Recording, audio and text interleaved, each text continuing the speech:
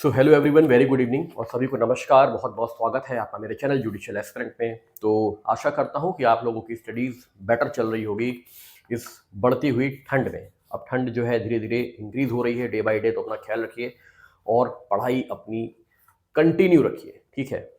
तो देखिए फ्रेंड्स, आज की जो मैं आपको बताने जा रहा हूँ वो न्यूज़ आप लोगों को मालूम होगी, ऑलरेडी नहीं मालूम होगी तो पता कर लीजिए। मैं आप लोग को बता रहा हूँ कि जो यूपी पीसीएसजे के बारे में अब आयोग का कहना है कि हम जो हमारा न्यू कैलेंडर इशू होने वाला है, आयोग जो न्यू कैलेंडर अपना इशू करने वाला है उसमें वो यूपी पीसीएसजे के बारे में भी प्रकाशित करने की कोशिश करेगा, ठीक है। कि यूपी पीसीएसजे के बारे में भी कैलेंडर में कोई डेट फिक्स की जाए, ठीक है। और आर ऑलरेडी एक साल लेट हुआ है, उसके बारे में भी जद्दोजहद चल रही है। पीसीएस का 22 दिसंबर को है। आशा करते हैं कि 22 दिसंबर को वो सफलतापूर्वक कंडक्ट हो जाएगा और स्टूडेंट्स की मेहनत सफल हो जाएगी। कम से कम वो एग्ज़ाम में बैठ पाएंगे, अपनी मेहनत को वो जांच पाएंगे। और देखिए, सबसे ज़रूरी क्या होता है कि हमें मौका मिले। मौका तो मिलना चाहिए। अब जैसे 2018 के बाद 22 के बाद सन्नाटा, 4 साल उधर 3 साल इधर होने वाला है। तो ये कोई बात नहीं हुई, क्योंकि बहुत सारे स्टूडेंट्स लगातार कंटिन्यू मेहनत करते हैं और वो चाहते हैं कि उनको अपनी मेहनत को चेक करने का और अपनी किस्मत को आजमाने का मौका मिले। लेकिन अब ये विफलता कहें लोक सेवा आयोग की, विफलता कहें अपनी किस्मत की, जिसकी भी विफलता आप कह लें, ऑनरेबल हाई कोर्ट की विफलता तो नहीं कह सकते। ऑनरेबल हाई कोर्ट मतलब ये कि अब ये कहाँ से चूक हो रही है, क्या हो रहा है स्टेट के द्वारा, इंफ्रास्ट्रक्चर का कोई ऐसा पॉइंट उठाया जा रहा है, कभी सेंटर के पॉइंट्स उठ रहे हैं, ठीक है, कभी कॉपियां एक्सचेंज हो रही हैं, बदला बदली हो रही है, बहुत सारे इशू सामने आ रहे हैं। तो बहुत सारे बिंदु हैं जिस पर विचार किया जा सकता है कि ऐसा आखिर स्टूडेंट्स के साथ ही क्यों हो रहा है। भाई देखिए, बहुत सीधी सी बात है, आयोग के जो मेंबर्स हैं उनको पेपर नहीं देना, ठीक है। पेपर किसको देना होता है? स्टूडेंट्स को। तो जो भी बहुत सीधी सी बात है, इनजस्टिस हो रहा है स्टूडेंट्स के साथ, इसमें कोई भी गुरेज नहीं है कहने में। और सरकार चाहे जो भी हो, स्टूडेंट्स को अपने एग्ज़ाम चाहिए टाइम पे, ठीक है। क्योंकि वो किसी के रहमो करम पे ना जज बनते हैं, ना एपीओ, ना ही पीसीएस अधिकारी या जो भी सरकारी नौकरी है।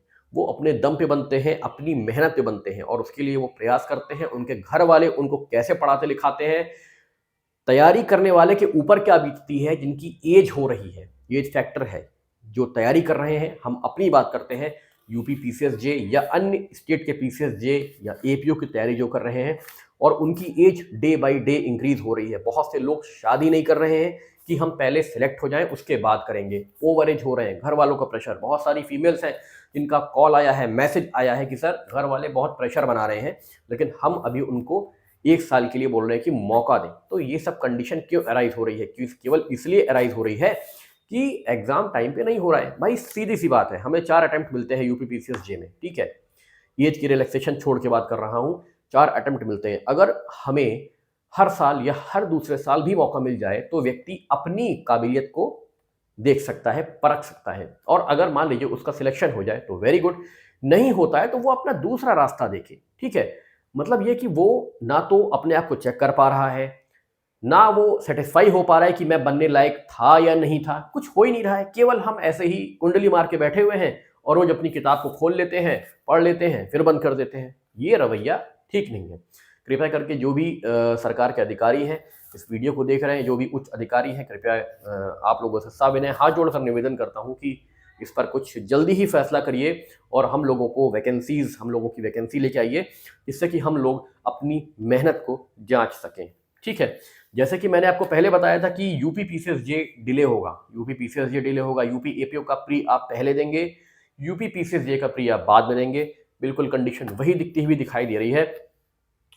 तो देखिए, आपके पास, मैं फिर बता दे रहा हूं, जो लोग मेरा वीडियो पहली बार आज देख रहे हैं, आपके पास बिल्कुल फ्रेश 4 से 5 महीने पड़े हुए हैं। इनमें आपको न प्री देना है न कुछ, केवल आपकी तैयारी के लिए है। तो इन सब चीजों में उलझे बिना, पहले कौन बाद में कौन बीच में कौन, आप अपनी तैयारी पे जोर दीजिए। क्या आपके पढ़ने के कम सब्जेक्ट हैं? क्या बहुत कम सब्जेक्ट हो गए पढ़ाई के, या आप पूरा तैयार करके बैठ गए हैं? आपका स्टैटिक, करंट अफेयर सब तैयार हो गया है? मैं नहीं मान सकता ऐसा कोई भी हो जिसका अभी इस करंट सिचुएशन में आज मैं बात कर रहा हूं 27 नवंबर को, उसका एक एक टॉपिक क्लियर हो गया हो। कतई नहीं, बहुत लोगों का बहुत टॉपिक अभी छूटा हुआ है, कुछ ऐसे सब्जेक्ट छूटे हुए हैं जिसका एक पेज भी अभी तक टच नहीं किया गया है। ठीक है, तो सबसे जरूरी है कि हम अपने आप को परखें, क्या हमारा सिलेबस तैयार है, क्या हम तैयार हैं। वैकेंसी आना, उसमें फॉर्म भर देना बहादुरी कहीं की नहीं है। हर व्यक्ति ये काम कर सकता है, चाहे उसने एक भी पेज सीआरपीसी का ही पलटा हो या ना पलटा हो। फॉर्म सबके लिए ओपन है। अगर आप एलिजिबल हैं, 21 साल ऊपर आपकी एज हो गई है, आप लॉ ग्रेजुएट हैं, फॉर्म भरिए, कौन रोक रहा है आपको। लेकिन जो वीरता है, जो बहादुरी है, वो सिलेक्शन लेने में है, और सिलेक्शन लेने के लिए आपको प्रयासरत कंटिन्यू रहना होगा। तो देखिए फ्रेंड्स, सॉरी, मैं आपको बताते चलूं, आपको एक बार फिर से मैं आगाह करते चलूं कि 2024 और 25, 2024, 2025, ठीक है। अब देखिए 24 में तो कुछ होने को रहा, अब 25 की बारी है, और 25 में आप लोगों को यूपी एपीओ एंड पीसीएस जे दोनों प्री मेंस इसका भी और प्री मेंस इसका भी देने का मौका मिलेगा। इसमें इंटरव्यू भी आप दे पाएंगे। इसका इंटरव्यू आएगा 2026 तक, मैं आपको यह भी बता दे रहा हूं।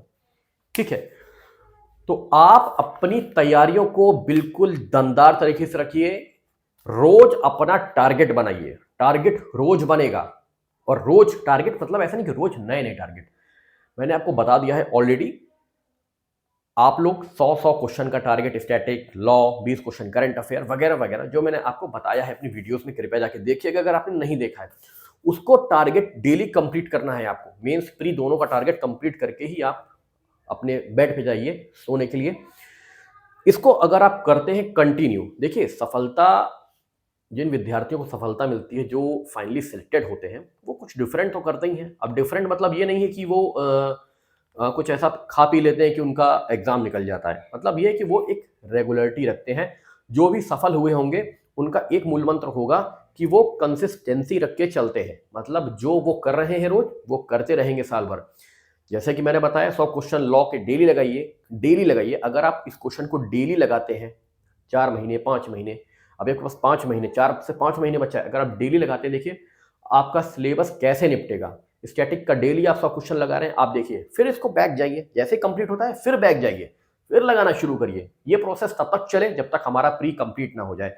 साथ में मीन्स का आप चला ही रहे हैं, मीन्स करते रहिए, इजी हो जाएगा आपके लिए। प्रेसी हो, कुछ भी हो, लैंग्वेज हो, अगर आप डेली लिखेंगे, डेली डेली लिखेंगे, ध्यान देंगे, कंसंट्रेट फोकस रहेंगे, आपका पेपर निकलेगा।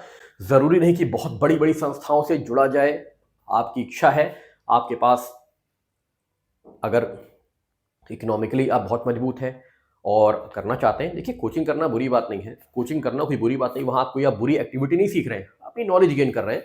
लेकिन जहां तक मैं समझ पा रहा हूं कि अगर आप अपने रूटीन को ही कंटिन्यू कर दें डेली, ठीक है, हमारे ब्रेन में बहुत पावर है। आप कंटिन्यू अगर रूटीन को फॉलो करें, बुक्स के साथ रहें, डेली फॉलो करें, तो आप अपने आप ही सफलता की ओर बढ़ सकते हैं। ठीक है, तो जैसा कि मेरी टेस्ट सीरीज बोल रहा हूँ, जैसा कि मेरी सीरीज चल रही है कि मैं आपको कुछ फिल्टर कंटेंट दे रहा हूँ बीएनएस के, कृपया करके आप लोग इसको सहयोग करिए और ज्यादा से ज्यादा इसको आप लोग शेयर भी करिए, क्योंकि ये किसी एक के फायदे के लिए नहीं, ये सबके फायदे की बात यहाँ पे हो रही है।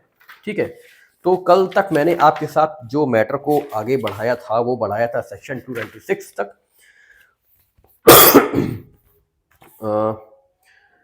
268 तक आई थिंक। हाँ, एक सेकेंड,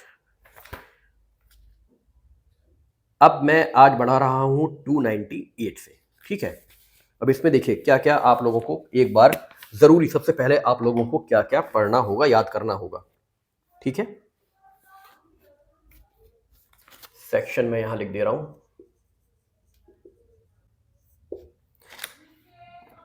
देखिए सेक्शन 298,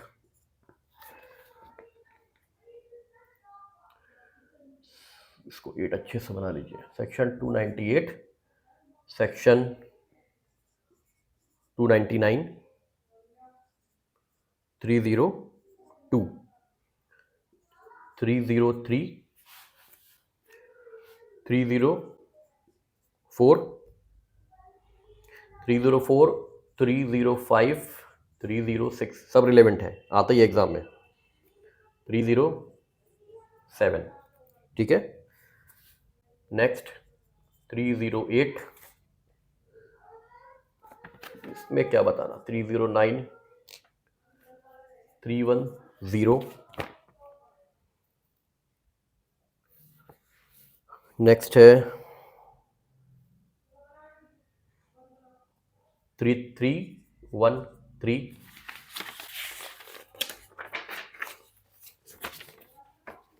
314, 315, 316, 317, 318,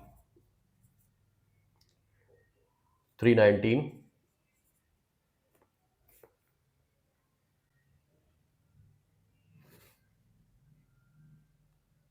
324,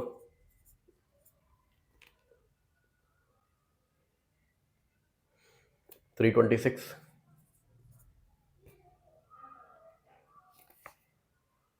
329,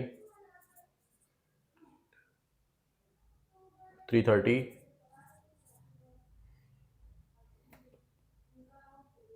331,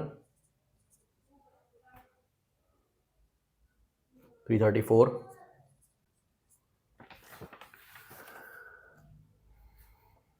335,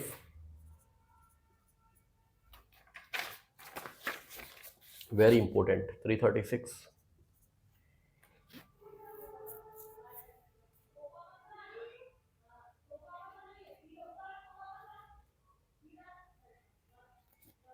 337, 338,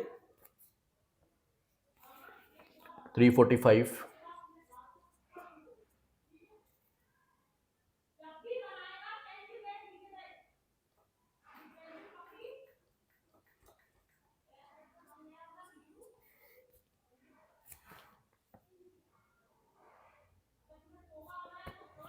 347,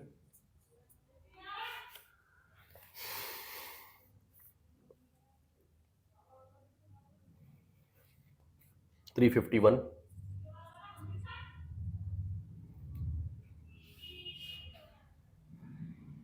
352,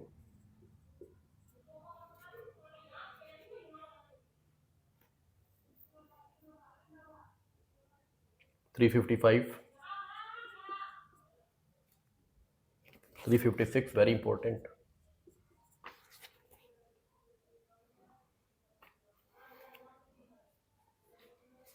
तो ये हमारा बीएनएस का आज यहाँ पे सेक्शन, फिल्टर्ड सेक्शन खत्म होते हैं, ठीक है। तो देखिए, इसको आप लोग स्क्रीनशॉट ले लीजिए और रिकॉर्ड कर, मतलब अपने आपका जो वो है प्रिंटेड फॉर्म में जो आपने लिया है इंडेक्स, उसमें आप इसको टिक कर लीजिए, हाईलाइट कर लीजिए, ठीक है। तो ये आपको काफ़ी यूजफुल रहेगा। जो मैंने आपको बताया है, सबसे पहले आपका काम है कि आप जो मैंने कल बताया था और जो आज कंप्लीट हुआ, यहाँ पे मेरा बीएनएस कंप्लीट होता है, ठीक है। बीएनएस यहाँ पे कंप्लीट होता है, ठीक है। तो बीएनएस कंप्लीट होता है, इसको आप जरूर, सबसे पहले आपका प्रेफरेंस होना चाहिए कि इन सेक्शनों को आप बाय हार्ट याद करेंगे कंपेयर करके आईपीसी से। मतलब जो इस सेक्शन में, जैसे ये आपका डिफेमेशन है 356,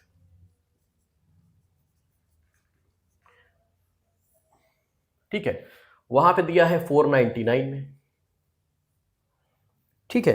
तो आपका क्या है कि आप सबसे पहले 356 डिफेमेशन आईपीसी 356 इसका करके, और जो मेजर ऑफेंसेस हैं उनकी पनिशमेंट के साथ, जैसे डिफेमेशन में क्या पनिशमेंट है, अब क्या पनिशमेंट है, इसका एक आप लोग प्रॉपर तरीके से कंपैरेटिव चार्ट जिसे कहते हैं प्रिपेयर कर लीजिए और उसको तैयार कर लीजिए। बहुत ज़्यादा फायदा होगा और आपका बर्डन 99% समझिए खत्म। एक एक सेक्शन याद करने की ज़रूरत बिल्कुल भी नहीं है आप लोगों को, ठीक है। तो फ्रेंड्स, जैसा कि मैं, कई बच्चे मुझसे पूछ रहे थे कि जीके की कोई बुक बढ़िया बताइए सर, जबकि मैंने ऑलरेडी अपने वीडियो में बता रखा है कि आप लोग जीके की बुक ये ले लीजिए, लेकिन मैं आपको फिर एक बार बता देता हूँ कि जीके की बुक आप कौन सी इस्तेमाल कर सकते हैं एज पर माई एनालिसिस, बाकी आपकी इच्छा है। तो ये किताब आप लोगों को दिख रही होगी, मैंने इसके बारे में सबको बताया है कि इसमें क्या है ना कि एमसीक्यूज की अच्छी मात्रा है, और हमें चाहिए क्या होता है ऑब्जेक्टिव में, ज़्यादा से ज़्यादा एमसीक्यू मिले और एररलेस हो, तो वो इसमें हमें मिल जाते हैं। बाकी लूसेंट भी अच्छी है, लेकिन उसमें एमसीक्यू की मात्रा कम होती है। ठीक है, ये ओपी वर्मा साहब की है। पूरा अगर आप ध्यान से देखें और अपने सिलेबस को मैच करें तो आपको दिखेगा कि पूरा हमारा ही सिलेबस दे दिया, ये तो जो हमारे एग्जाम में आता है, तो परफेक्ट है। ठीक है, इसका न्यू एडिशन भी आ गया है, न्यू एडिशन आप ले सकते हैं। मेरे पास 5th एडिशन है, 6th एडिशन भी आ गया है, आगे भी आ गया होगा, उसकी ज़रूरत मुझे नहीं है अभी क्योंकि मेरा काम चल जाएगा। तो फ्रेंड्स, आशा करता हूँ कि आप लोगों को मेरे द्वारा दी गई जानकारी अच्छी लगी होगी। आज बीएनएस के फिल्टर सेक्शन खत्म हुए हैं, बहुत जल्दी बीएनएसएस और बीएसए के भी आपके सामने इसी तरह हाजिर करूंगा। बीच बीच में मैं अपना बीएनएसएस का लेक्चर जो मेरा बहुत दिन से बंद है वो स्टार्ट करूंगा।